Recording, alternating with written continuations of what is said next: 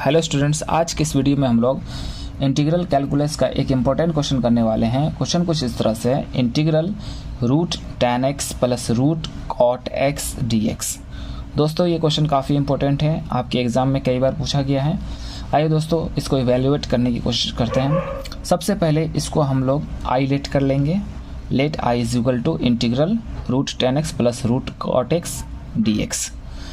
दूसरे स्टेप में हमने क्या किया है, आप जानते हैं कि tan x का जो फॉर्मूला होता है साइन बाई कॉस होता है, और चूंकि tan x यहाँ रूट में है इसलिए हम इसको लिख सकते हैं root sine x by root cot x। उसी तरह से cot x का फॉर्मूला होता है कॉस बाई साइन, और cot यहाँ रूट में है इसलिए आप root cos x by root sine x लिखेंगे। ठीक है, अगले स्टेप में आपको एलसीएम वाला वर्क करना है, यानी बट्टे पे का जोड़। ठीक है ना, तो आपको क्रॉस मल्टीप्लिकेशन सिंपली करना है डायरेक्ट। देखिए रूट साइन एक्स को रूट साइन एक्स से मल्टीप्लाई कीजिएगा, आपको साइन एक्स मिलेगा। ठीक है, उसी तरह से रूट कॉस एक्स को रूट कॉस एक्स से मल्टीप्लाई कीजिएगा, आपको कॉस एक्स मिलेगा। ये प्रॉपर्टी आप याद रखिएगा कि root A into root A is equal to A होता है। ठीक है, अब नीचे नीचे मल्टीप्लाई कीजिएगा, तो कॉस एक्स को साइन एक्स से मल्टीप्लाई कीजिएगा तो sign x into cos x लिख सकते हैं इसको। ठीक है, अब क्या करना है, अगले स्टेप में आपको ऊपर वाला जो है न्यूमरेटर उसका इंटीग्रल को टी पुट करना, उसके इंटीग्रल को टी पुट कर लेना है। ठीक है ना, यानी integral of sine x plus cos x d x is equal to T. अब आपको इसको दोनों तरफ डिफ्रेंशिएट करना है एक्स के रिस्पेक्ट में। अब जानते हैं कि इंटीग्रेशन जो डिफ्रेंशिएशन का इन्वर्स प्रोसेस होता है, इसलिए जब भी हम इसको डिफरेंशिएट करेंगे तो ये इंटीग्रल हट जाएगा, यानी सिंपल आपको मिलेगा sign x plus cos x और इधर D T by D x. ठीक है, अब क्या करना है, ऊपर में गौर से देखिए यहाँ पे sign x plus cos x d x है, तो अगर हम इस डी एक्स को इधर भेज दें तो इस जैसा बन जाएगा। इसलिए हम क्या करेंगे, जो डी एक्स है वो आर एच एस में शिफ्ट कर देंगे, चूँकि डिवाइड में है तो इंटू में चला जाएगा, यानी sign x plus cos x into D x, इधर क्या बचेगा डी टी। अब इसको हम फिर से लेकर काम करते हैं। ठीक है ना, तो cos x का इंटीग्रल क्या होगा sin x, और sin x का integral minus cos x equal to है t।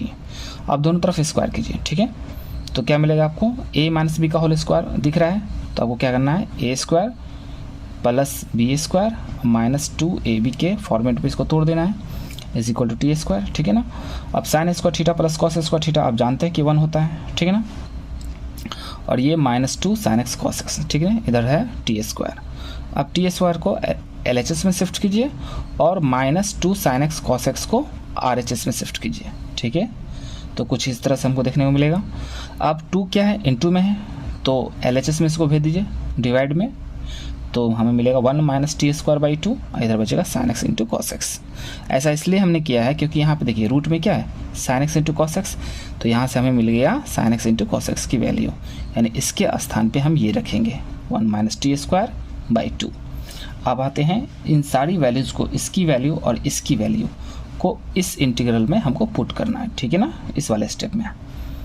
तो चूंकि sign x plus D x जो है sine x plus cos x into D x जो है यहाँ से किसके बराबर, डी टी के बराबर, यानी इस पूरे की जगह आपको क्या रखना है, डी टी रखना है। ठीक है ना, अब रूट में जो है sine x into cos x, और sine x into cos x की वैल्यू जो है 1 माइनस टी स्क्वायर बाई 2 है, तो इसके जगह 1 माइनस टी स्क्वायर बाई 2, और 2 जो था वो यहाँ रूट 2 बन करके बाहर निकल गया, चूँकि रूट में ही तो है।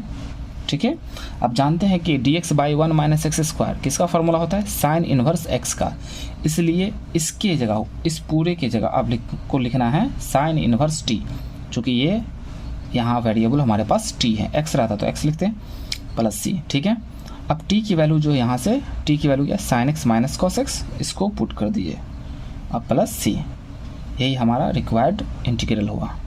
Thank you very much.